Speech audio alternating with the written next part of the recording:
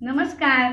आमचे कलांगणमध्ये आपणा सर्वांचं मनापासून खूप खूप स्वागत. आता लवकरच श्रावण महिना येतोय, मग नॉनव्हेजची रेसिपी आपल्याला करता येणार नाही, म्हणून मी याच महिन्यात नॉनव्हेजच्या रेसिपी करणार आहे. आज मी नॉनव्हेज रेसिपी म्हणजे मटण कोळ रेसिपी करणार आहे. चला तर ही रेसिपी पाहूया. मटण कोळ रेसिपीसाठी लागणारे हे साहित्य: अर्धा किलो मटण स्वच्छ धुवून घेतलंय, 3 कांदे उभे चिरून घेतले, साजूक तूप आहे, मीठ आहे, चिंचेचा कोळ आहे, लाल मिरच्या, आलं, 10-12 लसूण पाकळ्या.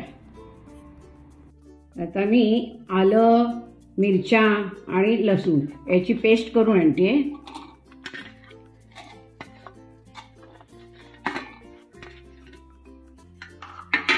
आता याची पेस्ट करून आणते. थोडं पाणी टाकायचं म्हणजे पेस्ट होईल.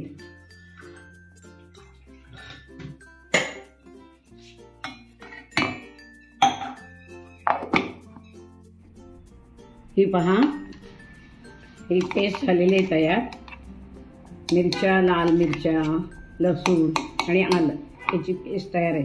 कांदा तळण्यासाठी थोडंसं तूप टाकते आणि यातला निम्मा कांदा तळायचा आहे. ते तळून कुरकुरीत करून ठेवायचं आहे.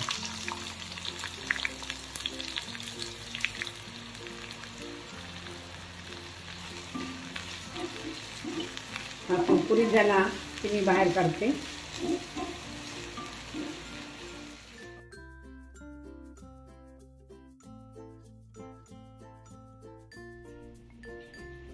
कांदा छान कुरकुरीत झालेला आहे.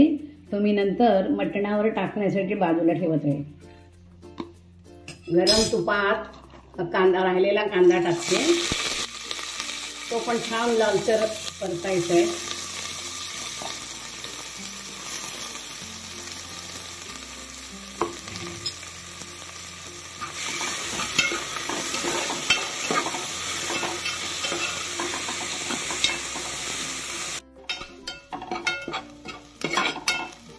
कांदा लालसर झालेला आहे.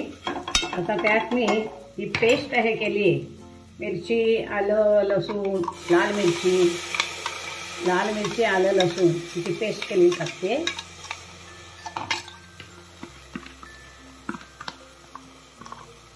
आणि हे पण छान ढवळत राहायचं, म्हणजे चांगलं खमंग व्हायला पाहिजे तिथपर्यंत ढवळत राहायचं. ते मिश्रण छान खमंग झालेलं आहे. कांदा लालसर झाल्यावर त्याच्यामध्ये आलं, लसूण, मिरची अशी पेस्ट टाकली आहे आणि आता ते चांगलं खमंग झालंय. आता याच्यावर मी मटण टाकणार आहे. हे मटण स्वच्छ धुवून घेतलेलं आहे, त्याच्यावर टाकते आणि हे पण छान परतायचं. चांगलं परतून हे पण खमंग वास आला पाहिजे.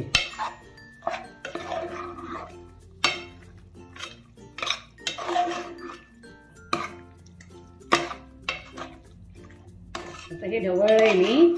आता याच्यात थोडं तूप टाकते आणि पुन्हा ढवळायचं.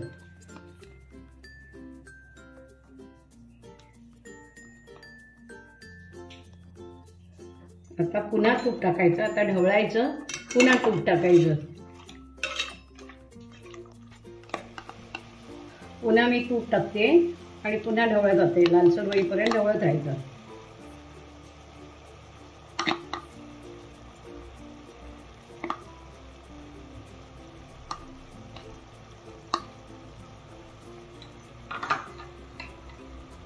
आता चांगलं लालसर करते.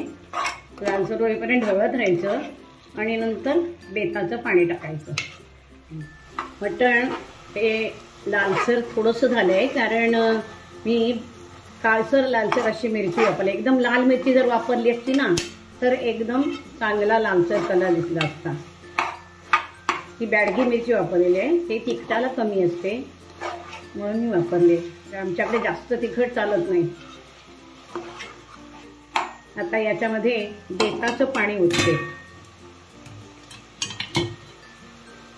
आपल्याला जास्त ग्रेव्ही करायची नाहीये.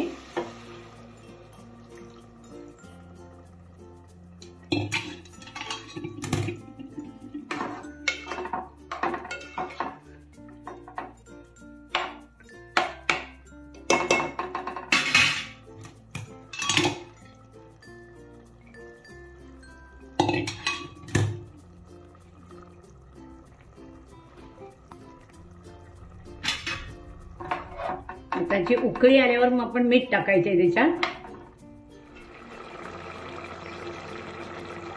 उकळी छान आलेली आहे. आता त्याच्यात मी मीठ टाकते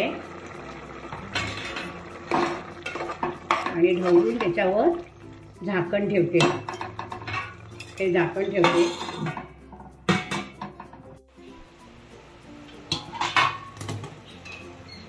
हे पहा मटण शिजलंय. या मटणामध्ये मी हा चिंचेचा कोळ टाकते. हे पहा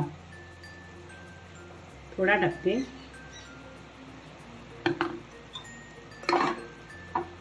याला एक उकळी आली की मग आपण खाली उतरून त्यात कांदा तळलेला टाकायचा आहे. हा चिंचेचा कोळ आपण सर्वसाधारण मच्छीमध्ये वापरतो चिंचेचा कोळ, पण आज मी मटणामध्ये वापरलाय म्हणून याला मटण कोळ असं म्हटलंय.